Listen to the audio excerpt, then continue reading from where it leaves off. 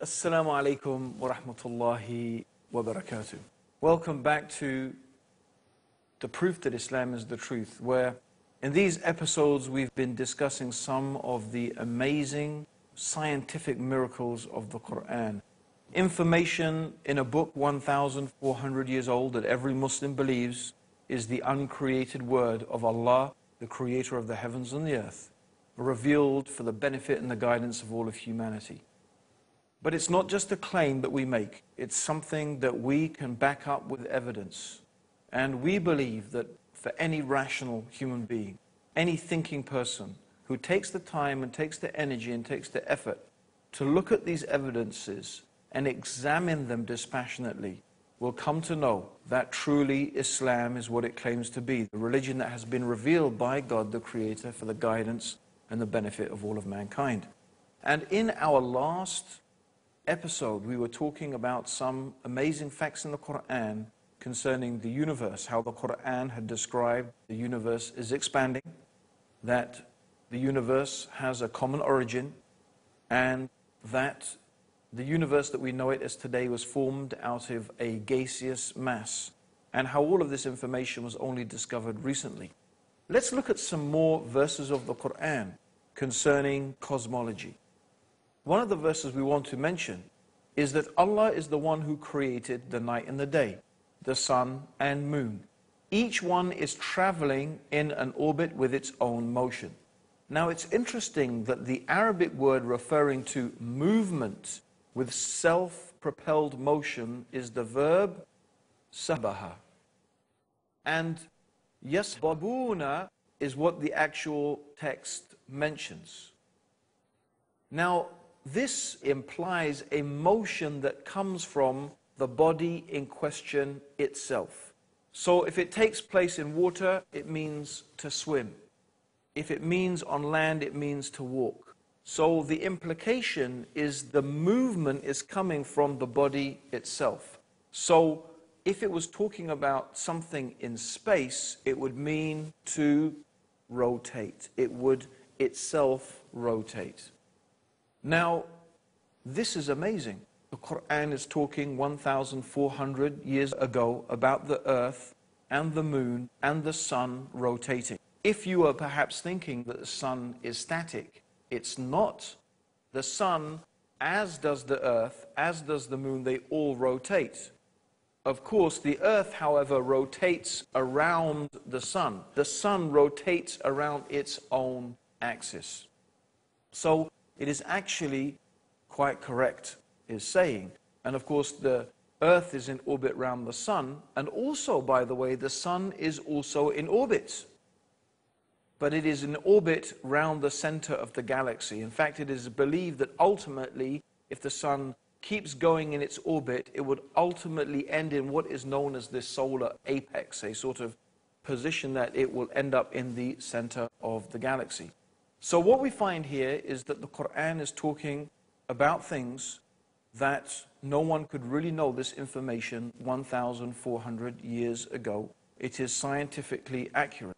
The idea of the alternation of the night and the day and of the spherical nature of the earth is actually implied in the 31st surah and the 29th ayah of the Quran.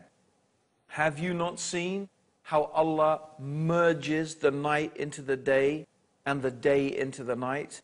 And in another verse, the 39th chapter, in the 5th ayah or the 5th verse, the Quran mentions He coils the night upon the day and He coils the day upon the night. And this word that is used in the Quran in the original Arabic is kawarra. Kawarra, in its original meaning, means the action of coiling a turban around your head. Coiling a turban. So it describes kawarra, how the night and the day coils one round the other. And you can find that this description of the interpenetration of one sector by another is expressed in the Quran just as if the concept of the earth's roundness had already been conceived at the time. which is, except for there were a few philosophers who had theorized that the earth was round, but it was not really a generally accepted idea.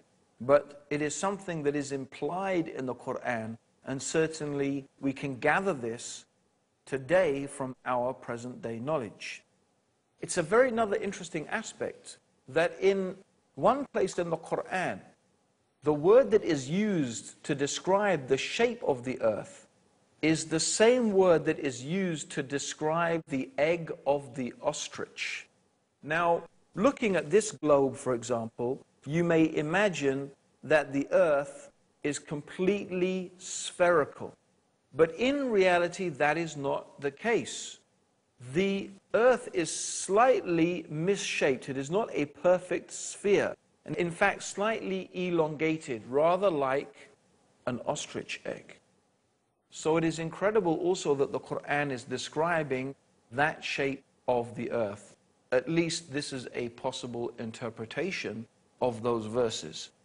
Certainly we can say that none of these things actually contradict present modern scientific knowledge. In fact, if you think about it, if we were only to bring a book 1,400 years old and you were to find absolutely no contradictions, and I don't mean here to say that the Quran affirms anything. Let's say it doesn't affirm any scientific knowledge. Let's say it didn't even preempt any scientific knowledge. Let's say there was nothing special in the Quran, which of course is not the case because I've spent a couple of episodes showing you exactly how amazing the Quran is when it talks about aspects of the universe and the world in which we live. But let's just say those things were not there. Let's just say there was nothing that contradicted present day knowledge. That itself alone would be remarkable. Because the superstitions and the beliefs that people had 1,400 years ago were remarkable. For example, the ancient Greeks believed that the Milky Way is the band of stars that you can see in the sky. In fact, it constitutes our galaxy. They believed that the Milky Way was produced when a particular Greek goddess was breastfeeding her child, and the child bit her breast and her milk spilled out, and that's how the Milky Way got to be in the universe. That's their legend of how the Milky Way came to be there. Of course, today we probably all had a good laugh at that and how totally ridiculous it is. How come the Quran does not have any stories like that? How come the Quran does not have any fantastical descriptions of the origin of the universe and the earth? We find it doesn't. We find that what it says can be perfectly, easily, and sensibly reconciled with modern scientific knowledge. No. Indeed, many of the verses preempt what scientists have discovered today. Don't go away. We've got more for you in the next part of the proof that Islam is the truth after the break.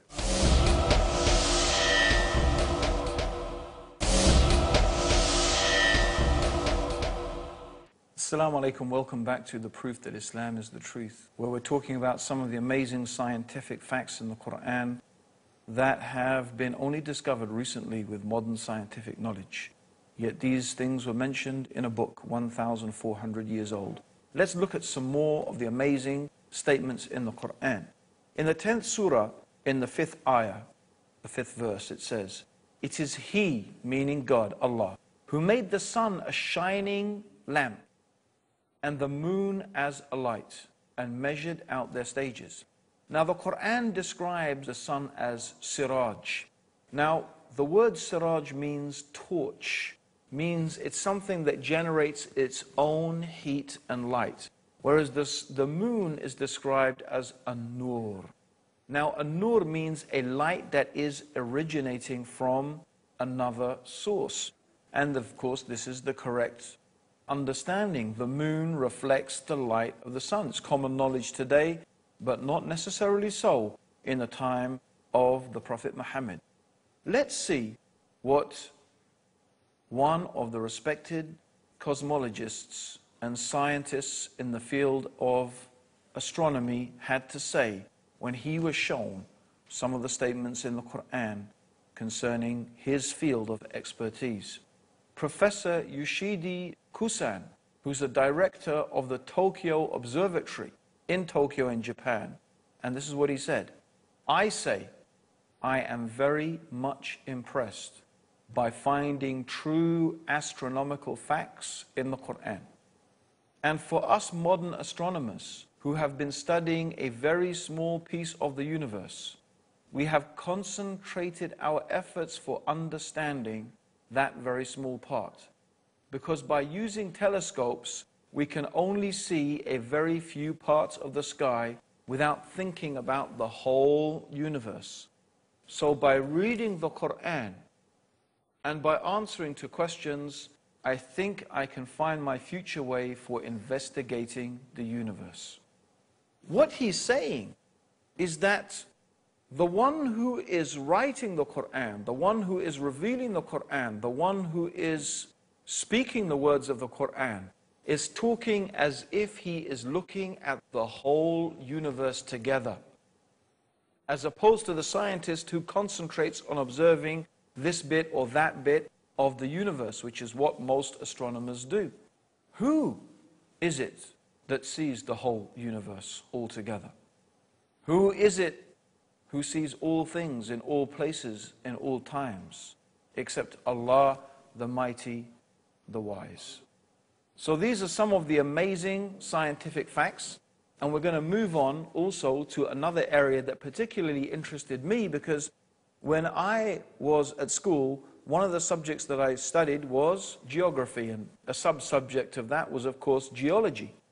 And I do remember when I first read the Quran 20 years ago, and it was reading the Quran that motivated me to embrace Islam. One of the things that stuck in my head, and I remember it until today, was coming across the descriptions in the Quran of mountains. So let's go through some of the things the Quran says about mountains. For example, in the 78th surah, in verses 6 to 7, Allah says, have we not made the earth an expanse and the mountains stakes? The word that is used here is otad. Otad, meaning stake, is like the peg of the tent. So the peg of the tent goes into the ground. It holds the rope that holds the tent. So you have a small part of the peg sticking up from the ground, but the majority of the peg is inside the ground. The Quran also says in the 31st surah, or the 31st chapter, in the 10th verse, and Allah has cast into the mountains, standing firm, so that it does not shake with you. Now today, with modern sonar technology, they have been able to bounce sound waves down through the Earth's crust.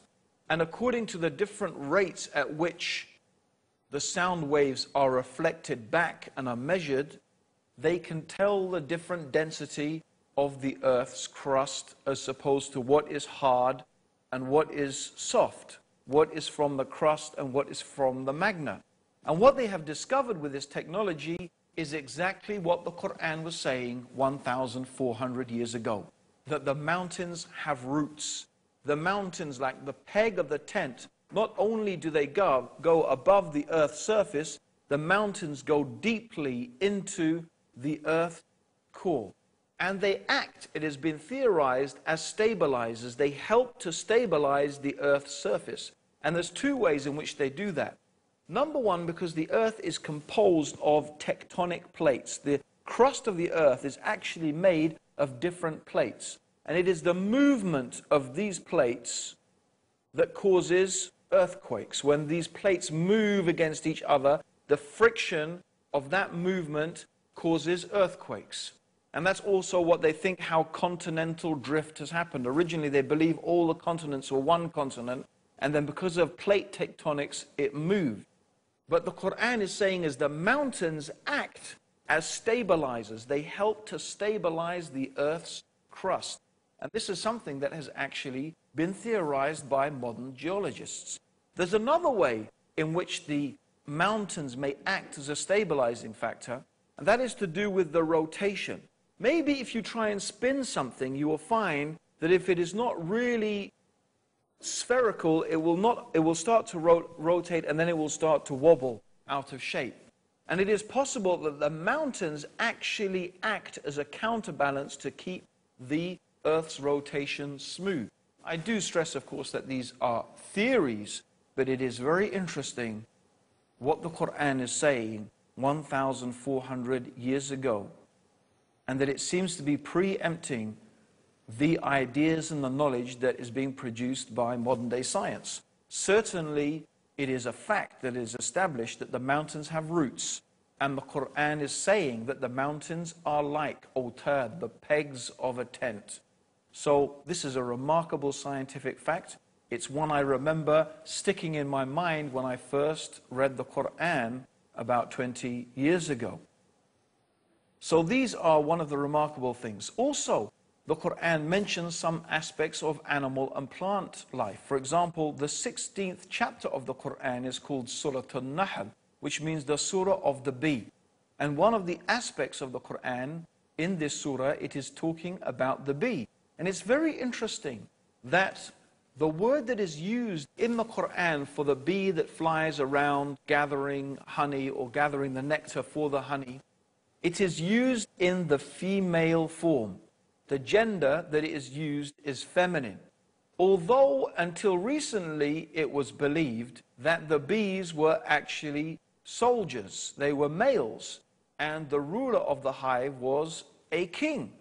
But as it happens, in fact, we know that the bees are indeed female, and they are owned, or they are headed by a queen. That's why we say the queen bee. It's also true that the Quran mentions that plants have different genders, and the winds are a means of fertilization for the plants. So in the 15th chapter of the Quran, in the 22nd verse, it says that we, meaning Allah the Creator, this is the we of nobility. Does not mean there is more than one God, of course. It is we in the sense that royalty uses the term we. It's a sense of honor and nobility. So the royal we, they call it. We sent forth the winds that fesontate. That means that the fertilize things. These are all recently discovered things. Also, we find the Greek philosopher Democritus, who lived from 460 to 361 BC. He advanced the theory that matter was composed of tiny indivisible particles called atoms. And they believed that this was the base upon which all of things were made, and there was nothing smaller than the atom. However, modern science has discovered that atom is in fact divisible, and the atom has been split, and the atom itself is composed of smaller elements. The Quran says 1,400 years ago, in the 34th chapter and the 3rd ayah, or the 3rd verse, He is aware of an atom's weight in the heavens and on the earth, and even anything smaller than that. Meaning there is something smaller than an atom, and Allah, God, is aware of it, every single thing. There's another thing I want to mention. God mentions in the Quran some amazing things about the human beings, and one of the things is about our nerves. Here is a very frightening and terrifying passage of the Quran. It's mentioned in the 75th chapter in ayahs 3 to 4. Does mankind think that we cannot assemble his bones? Nay, we are able to put together in perfect order the very tips of his fingers. God is telling us He can recreate us on this day, this terrifying day, this frightening day, the day of judgment. He is able to recreate you, even if you are dust, even your bones, to the very tip of your finger. Why the very tip of your finger? Of course, you've all heard of fingerprinting, haven't you? Every single human being's fingerprint is unique. Why did God mention the fingerprint? Why did God mention the tip of the finger? This is the uniqueness of the human being. God is telling us, look, I can recreate you even to this fingertip. That is the power that I have. Even to your most unique attribute, I can create you to that. Be mindful, be careful. I will create you again on the day of judgment, and I will judge you and ask you about every single thing that you have done. This is not common knowledge. How did anyone 1,400 years ago know about fingerprinting?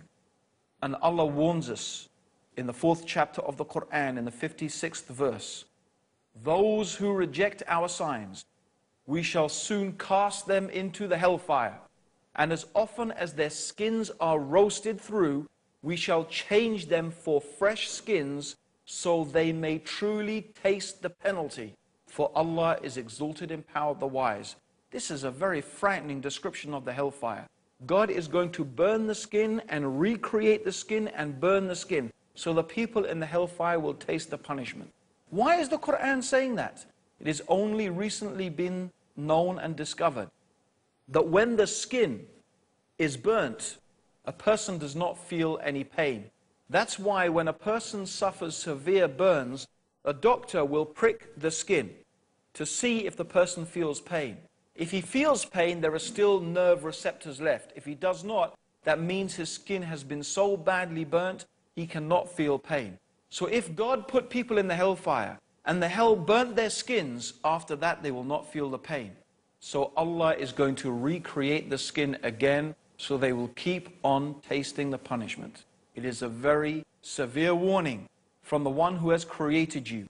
He knows you better than you know yourself. And He is warning you in His book of His knowledge and His ability, that if you do not believe in Him and follow His guidance, see what is waiting for those people who reject the faith.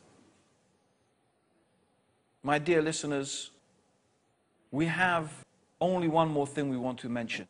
The tree of Zakum, which will be the food of sinners, and it will be like boiling oil that will boil in their bellies, like the boiling of scalding water. Taste this, Allah says in the Quran. Verily you are pretending to be the mighty, the generous. Look at those arrogant people, pretending to be mighty, pretending to be generous, but taste the tree of Zakum that will boil in your belly. And it says they will drink a water that cuts their bowels to pieces. It is very interesting that thermal receptors are not present in the intestines, but it is in the bowels. And the contents and the receptors in the bowels are highly sensitive. It's a very, very sensitive area, and that is where pain is initiated. It's not a common knowledge 1,400 years ago, but it is a fact that is mentioned in the Quran as a stark warning to all those people who reject faith in God. God has combined the scientific facts with the severe warnings of those who disbelieve in Him. Our invitation is to invite you to His mercy, to His guidance and His forgiveness by accepting these truths, the proof that Islam is the truth. Join us in the next episode for some amazing prophecies of the Prophet Muhammad and the Quran. And until then, may God's peace and blessings and guidance be with you. Assalamu alaikum wa rahmatullahi wa barakatuh.